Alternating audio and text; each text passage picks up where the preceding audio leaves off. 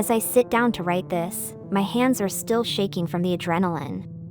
I thought it would be therapeutic to share this chilling experience with you all, even if it's hard to believe. Just last weekend, my family, along with a few other families from our community, decided to take a weekend trip to a historic hotel in a nearby town. Little did we know that we'd stumble upon the real-life embodiment of the Roblox Doors game. The hotel, nestled in a once lively part of town, now seemed oddly out of place, as if it held some dark secret. Upon arrival, we couldn't help but notice its eerie, almost menacing facade. However, we brushed off our initial unease, chalking it up to our overactive imaginations. As we checked in and settled into our rooms, the children excitedly explored the hotel's grand lobby and long, dimly lit corridors. Soon, they discovered the doors, and what started as innocent curiosity quickly turned into a horrifying nightmare. One of the parents, Sarah, said to her son, "Oh, it's just like that game you love to play.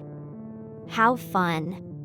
But our laughter died down when we realized that these entities weren't just fictional characters anymore, they had come to life. The first entity, figure, sent shivers down our spines as it stalked the halls, its blind eyes somehow sensing our presence. We learned to crouch and move silently to avoid its grasp, our hearts pounding in our chests. The children, despite their terror, displayed a remarkable courage as they guided us through the hotel. "Don't make a sound," whispered one of the kids, Tommy. "Figure can hear us, even if it can't see us." Then came Rush, the speed demon that tore through the hallways like a whirlwind of darkness. The flickering lights were our only warning before it would charge at us, forcing us to dive into nearby wardrobes, praying for our lives. "We need to hide, now," yelled Mike, a father of two, as we all scrambled for cover. The monstrous ambush, the relentless seek, and the sinister halt took turns tormenting us. We could feel their malevolence, their hunger for our fear. The children, having played the Roblox game, knew the entity's patterns and weaknesses. They led us from one room to another, our survival hinging on their knowledge. "Stay together," said little Emily, her voice trembling. "If we stick together, we can fight them off." We encountered eyes, the haunting creatures that would stare us down, daring us to look away as we navigated the treacherous rooms. Screech lurked in the darkness, waiting for us to lose our light sources, while the dupe used its cunning to trick us into entering the wrong rooms. Hour after hour, we battled these horrifying monsters, our spirits wavering, our sanity fraying. The hotel had become a living nightmare, its walls closing in on us. The once cheerful and lively group of families had been reduced to a trembling, traumatized huddle, clinging to one another for dear life. But it was the children who saved us. Their bravery, their determination to protect us from these malevolent forces, kept us going. They led us through the haunted halls, facing every entity with courage and resilience. And finally, after what seemed like an eternity, we reached the hotel's exit. As we stumbled out into the cold night, the hotel's sinister facade loomed over us, its evil entities still lurking within. We couldn't help but wonder if we had truly escaped or if our ordeal had merely been a taste of the horrors that the hotel held. We returned to our homes, forever changed by our nightmarish experience, grateful for the children who led us through the darkness and saved our lives. But every time I close my eyes, I still see the haunting visions of the entities, and I can't shake the feeling that they're still out there, waiting for their next victims to wander into the cursed hotel. I made a wish and now I can't lose. It started with me giving a piece of candy to the homeless guy outside the bodega. I was with my brother, and handed him an atomic fireball on our way out.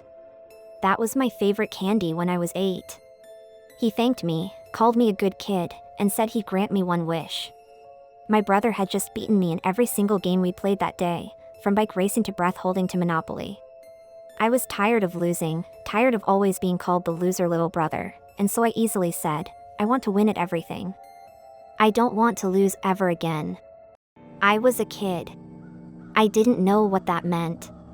But it didn't take long for me to begin to learn the consequences of my wish when my brother took off in the crosswalk during a green light, shouting behind him, "Bet you I can make it across the street in front of that car." And he didn't. I don't even know why. It's like he froze in place until the car hit him. That's how it started. Since that day, all prophecies have become self-fulfilling. Every guess is the right one. Every bet ends in my favor. I don't have to wonder about the outcome of anything. Do you know how many guesses you make per day? How often you gauge the probability of things without even realizing it? The thing about winning is that, when it happens all the time, you're acutely aware that someone else must lose. Even the smallest wins can have big consequences. Once, when I still used to work, I wanted the last donut out of the box in the office break room. I guess someone else wanted the same because when he stood, his knee abruptly dislocated. No way to walk across the room and get a donut if you can't walk. I've won the lottery twice. Big jackpots. The 8 and 9-figure kind. The second time I won, the lottery commission wanted to investigate. Then the lottery system was suspended for months by a massive, catastrophic failure. Suddenly, I'm not a problem anymore. I've even been at fault for natural disasters. Do you know what that guilt is like? When an earthquake kills hundreds of people simply because you watched the wrong documentary? Since then, I've moved into the boonies with my winnings alone. I don't have a TV. I don't keep up with the news. I'm barely on the internet, and I hardly talk to anyone. I can't have a partner because I can't be sure they want me or if it's because of the wish. I can't be sure they'll be able to leave. I can't be sure the side effects of my wish won't kill them if they try. Life is so predictable for me, it's terrifying. Because it's predictable only for me. I don't know how my choices will ruin the lives of other people. I don't know what to do anymore. Can you help me? If the Easter Bunny invites you on an egg hunt, don't go. Did I know something was wrong the moment I woke up that Easter morning? Looking back, I think I did, even if I didn't know exactly what it was that had made my eyes snap open. There was no reason for me to be awake, I remember thinking. The sun had barely come up, filling the house with the hushed golden light of dawn. I tiptoed down the hallway, hoping to avoid waking up my parents and breaking the spell. There was a tension in the air, a kind of anticipation that I couldn't explain, not at first. I had already made my way down the stairs when I remembered it was Easter Sunday. The Easter Bunny was coming. I was 7 years old that fateful April morning, and every Easter I could remember so far had featured a hunt for colorful, candy-filled eggs, and now that I'd woken up early, I might even get to see the Easter Bunny for myself. I was still wondering if I'd get in trouble for peeking out the window when I heard a knock at the door. Even though my heart was pounding with excitement, the sudden sound still scared me, and I felt the shadow of a doubt cross my mind before I unlocked the door. Who would visit our house at 6 o'clock on a Sunday morning? Had something bad happened? When I pulled on the heavy brass handle, however, I let out a sigh of relief. Everything was fine. It was just the Easter Bunny. The man-sized, floppy-eared, fur-covered figure stood on the porch holding a wicker basket. Wow, I muttered to myself. Then, are you for real? Some of the kids in class say you don't even exist, you know. The Easter Bunny didn't respond. As if to confirm my suspicions, I reached out and stroked its fur. It felt sort of fake, like the mascots at Chuck E. Cheese's. The tall figure didn't budge, didn't react to my touch at all. It just stared down at me with those enormous, unblinking plastic eyes. Then it gestured to the basket. A scroll-like note lay on the minty plastic grass, tied with a bright yellow ribbon. A grin spread across my face as I unraveled it and read the fancy, handwritten letters it contained. You've been chosen for a special Easter egg hunt. Me? I pointed to my chest, eyes wide. The Easter Bunny nodded. Well, I frowned. I'd better ask my parents. Bang. The tall, furry figure had slammed shut the front door to my house with a single powerful paw. I gulped. I hadn't wanted to make the Easter Bunny angry, especially now that I realized just how big it was. The foggy streets were silent, not even a bird sang. It was like the whole world was empty, except for me, and the Easter Bunny. I tried to swallow again, but my throat was dry. I looked up at the black windows of my parents' bedroom. If I woke them now, I'd get in trouble for sneaking downstairs, for being outside, for spying on the Easter Bunny. Who could even guess how long I'd be grounded for? Meanwhile, if I just went on one quick Easter egg hunt, I could be back before they even knew I was gone. Besides, I'd been chosen. Who knew what special things the Easter Bunny had in store for me? I shivered. The morning mist was cold, and there was something unnerving about the way the Easter Bunny kept staring at me. Okay. I shrugged. Let's go, and the Easter Bunny led me away across the dewy grass. The fog was so thick I could barely see anything apart from the sea of bright green around us and the Easter Bunny's tail, bobbing ahead of me like a will-o'-the-wisp. I had a feeling I knew where we were, however, the enormous lawn of the nursing home behind my parents' house. I even thought I could see its lights on the hill to the right, and make out the dark shapes of pine trees beyond that. Then, suddenly, the Easter Bunny stopped and set down the basket.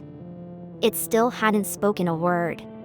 Instead, it pointed at the ground straight ahead. It was time for me to start searching. The fog had lifted a bit, and the dew felt good on my bare feet, but it was kind of unnerving how the Easter Bunny kept following so close behind me, like a silent giant. When I found the first egg, however, my doubts vanished. It was pink plastic, just like I was used to, and inside was a shiny golden ring. My jaw dropped at the sight of how it glittered in the early morning light. Is this real gold? I gasped. The Easter Bunny nodded. Is it for me? The big furry figure nodded again. I slipped the heavy, golden thing around my finger, careful not to let it fall, and went in search of the next egg. I couldn't help but get distracted by the ring as I walked. The more I looked at it, the more something about it seemed familiar. The sight of a blue plastic egg badly hidden beside a stream up ahead chased the thought out of my mind. If the last egg had contained a golden ring, what might be inside of this one? My yelp of joy died in my throat when I cracked it open. The blue egg only held a dog biscuit, the exact same brand that I usually gave to the family golden retriever, Rolf. And speaking of Rolf, I hadn't seen or heard him at all when I woke up, even though he usually barked his head off at every little sound. Okay? I forced myself to smile up at the Easter Bunny, the same smile I reserved for my aunt when she gave me clothes that smelled like mothballs for Christmas. With the gold ring still heavy on my small hand, I slipped the treat into my pocket and went looking for more eggs. The third one I found was bigger than the other two. It was bright yellow with blue dots, almost impossible to miss, and it was located on the edge of the pine forest. In fact, all of the eggs the Easter Bunny had left for me seemed to be leading me in that direction, away from the lights of my neighborhood and toward the darkness of the woods.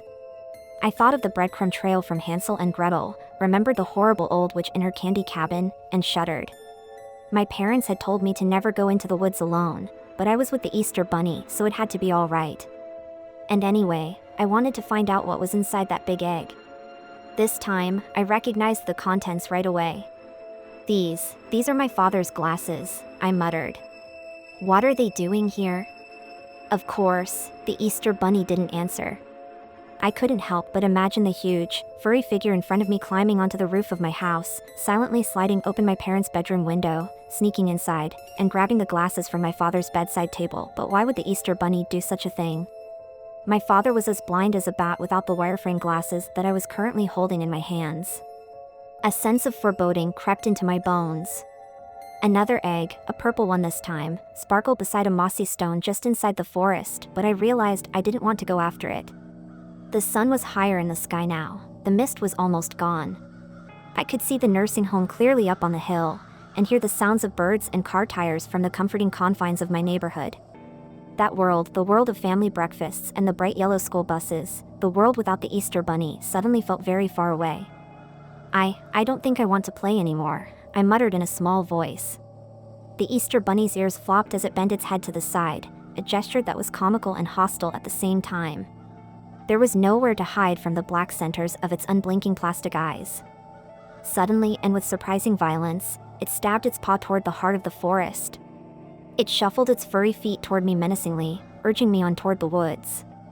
I bit my lip and started walking toward the purple egg. The Easter Bunny's furry gray feet crunched over the pine needles. It was following closer and closer behind me.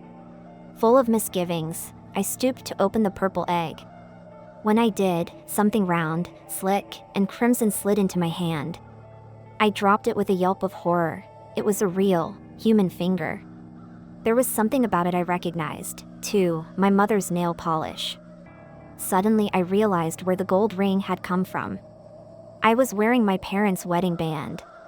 I gasped and took a step backward. The woods felt vast and dark indeed. What's going on? I felt tears welling up in the corner of my eyes. I want to go home.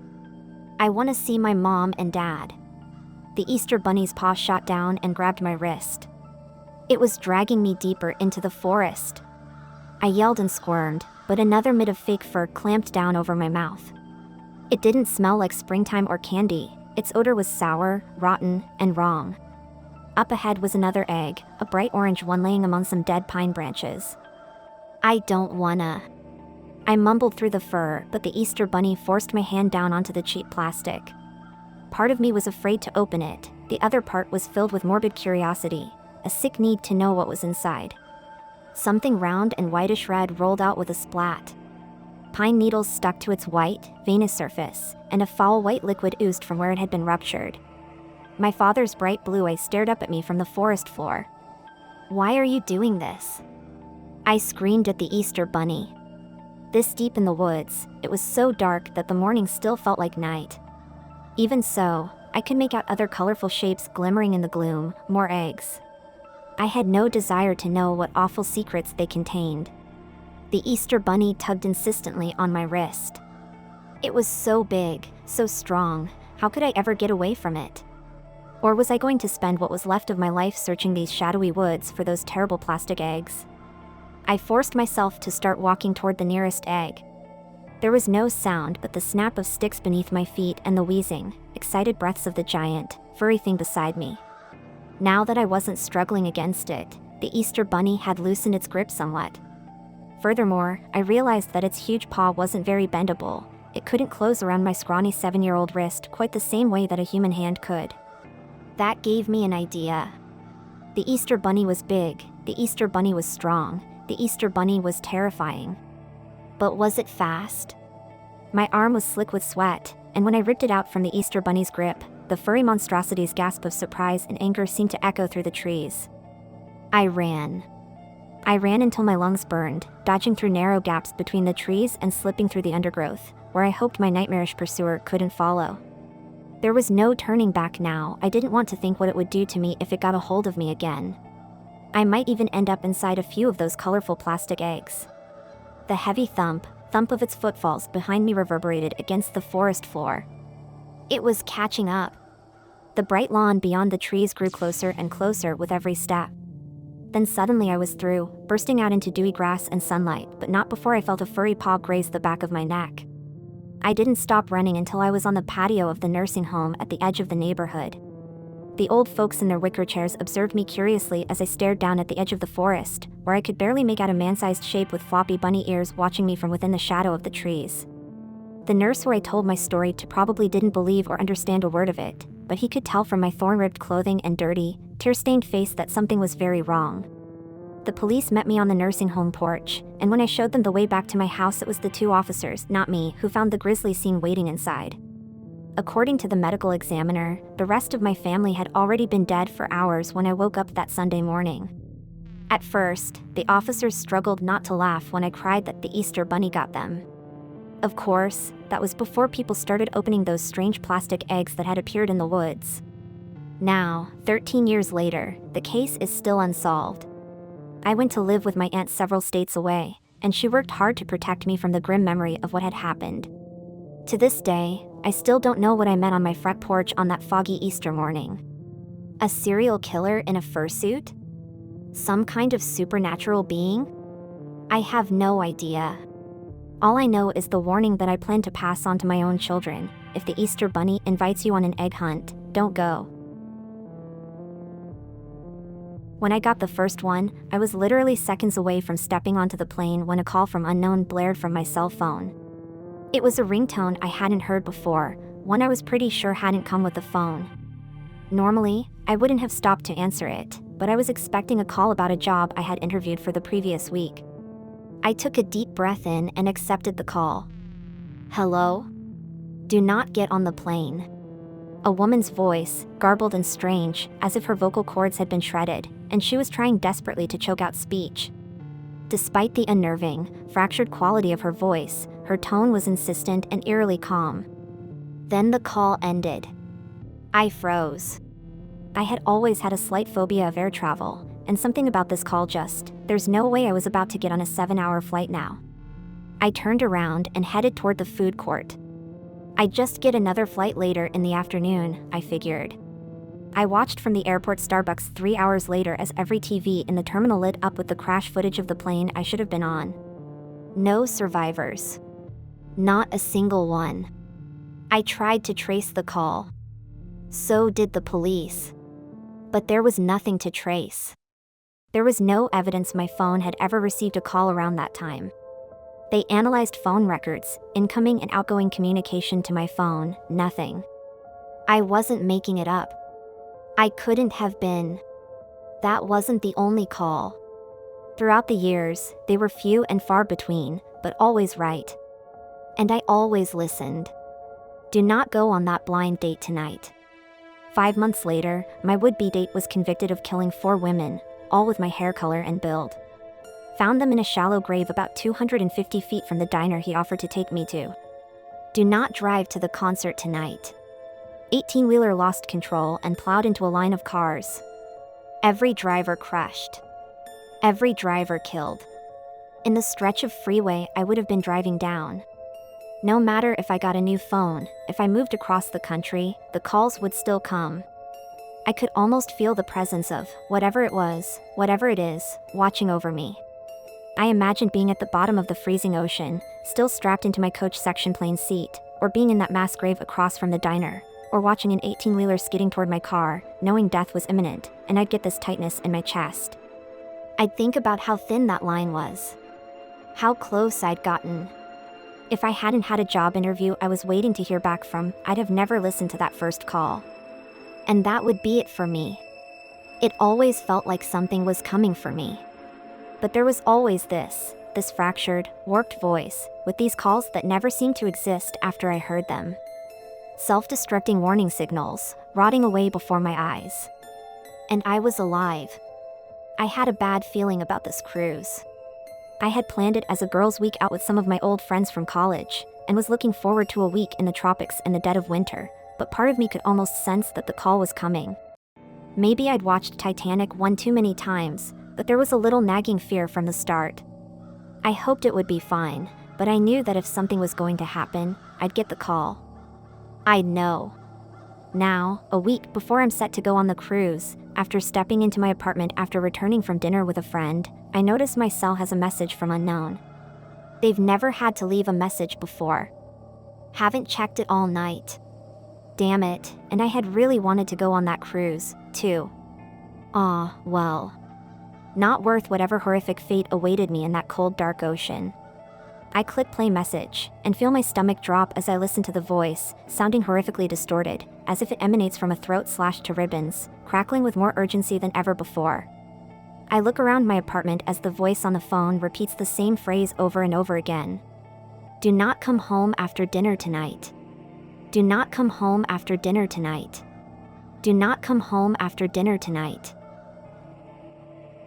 As I sit here, my heart still racing, I feel compelled to share my chilling experience at the infamous hotel from the Roblox Doors game.